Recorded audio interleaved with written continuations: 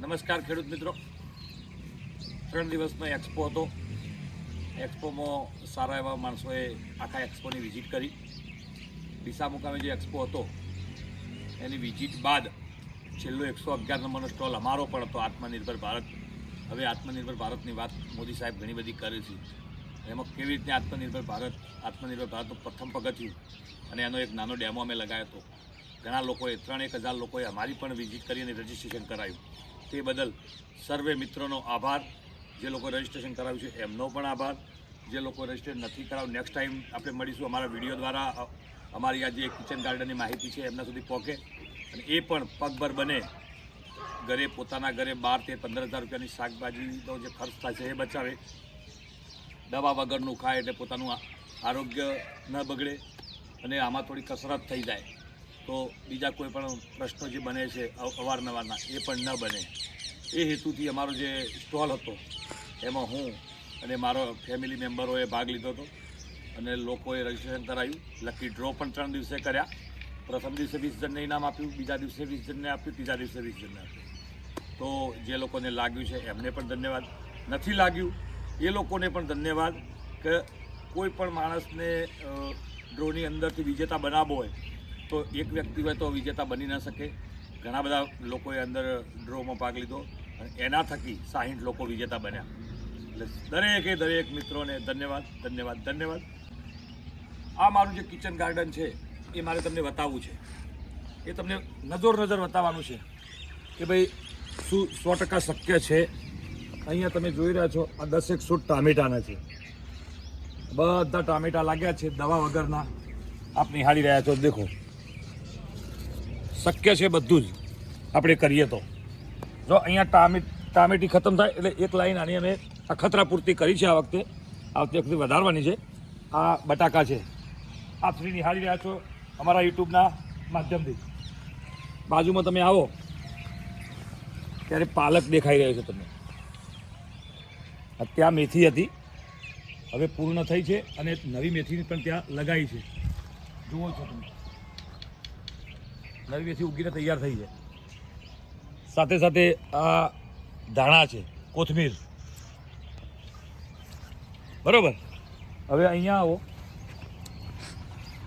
આ પાપડી છે, એના પણ ફૂલ સારા એવા આવી ગયા છે. બરોબર. અને ક્યાંક એનો બેસાર પણ થયો છે. આ દેખાય છે તમને, અંદર દેખાતી હશે તમને પાપડી. બરોબર. હવે આગળ આપણે વધીએ તો આ લસણ છે. જો મિશ્ર ખેતી કેવી રીતની કરવી એનું એક ઉદાહરણ તમને આપીએ કે આ લસણ છે, અંદર દેખાઈ રહ્યું છે અને આ ઉપર બહાર એના ગાજર છે. જો મિત્રો, આ લસણ અંદર છે અને સાથે સાથે ગાજર પણ છે. એ ડુંગળી લગાવેલી છે.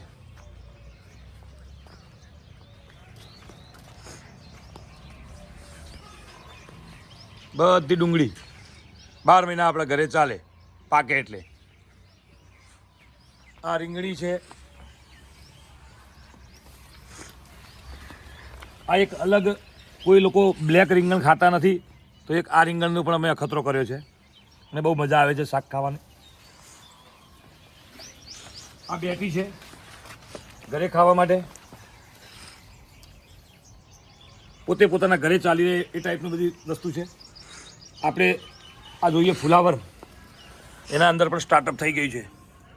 નાના એવા ફુલાવર બન્યા છે. બતાવો અમારા વ્યુઅર્સોને.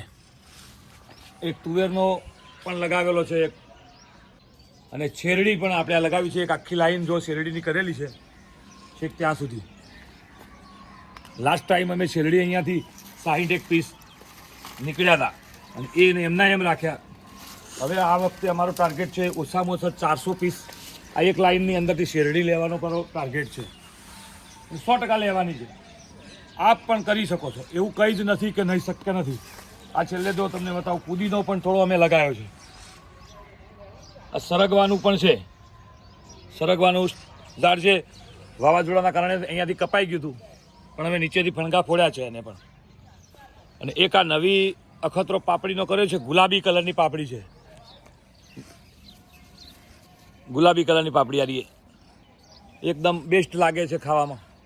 આ અમારો મિની પ્લાન્ટ છે, જે અમે તમને લાઈવ બતાવીશું. અહીંયાથી વારંવાર વિડીયો પણ અપલોડ થશે. બીજું કંઈ નહીં, પોતે પોતાના ઘરે પેદા કરીને ખાઓ. શાકભાજી તો કમસે કમ સ્ટાર્ટઅપ આપણે કરીએ, આટલું અમારે તમને કહેવું છે. હું હરેશ પટેલ, તમારો નાનો ભાઈ, દરેકના ધન્યવાદ માનું છું. અવારનવાર અમારા વિડીયો આવતા રહેતા હોય છે, એમાં જુઓ, શીખો અને અમારા ચેનલને સબસ્ક્રાઈબ કરો, લાઈક કરો, શેર કરો. ઓકે, ધન્યવાદ.